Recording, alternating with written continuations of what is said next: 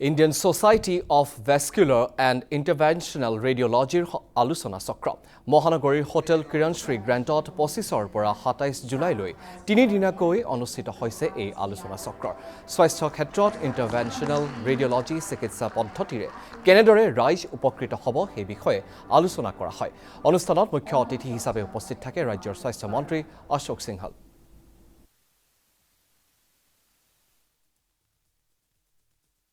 এই technology practice কৰা ভাৰতবৰ্ষত প্ৰায় 1800 ডক্টৰ আছে তাৰ ভিতৰত আজি 300ৰো অধিক ডক্টৰ গুৱাহাটীত উপস্থিত আছে দুইদিনীয়া সন্মিলনৰ বাবে বিভিন্ন বেমাৰৰ অস্ত্ৰোপচাৰ নকৰাকৈ ট্ৰিটমেণ্ট কৰিব পৰা যায় যিবিলাক মানুহে ট্ৰান্সপ্লান্ট লিভাৰ ট্ৰান্সপ্লান্ট এফৰ্ড কৰিব নোৱাৰে সেইবিলাক মানুহক আমি এই চিকিৎসা পদ্ধতিৰ জৰিয়তে আমি ট্ৰিটমেণ্ট কৰিব পাৰোঁ we are able to reach even the poor patients and needy patients. New offshoot of medicine where we use radiological equipment to do interventions. Guwahati to maximum hospital ase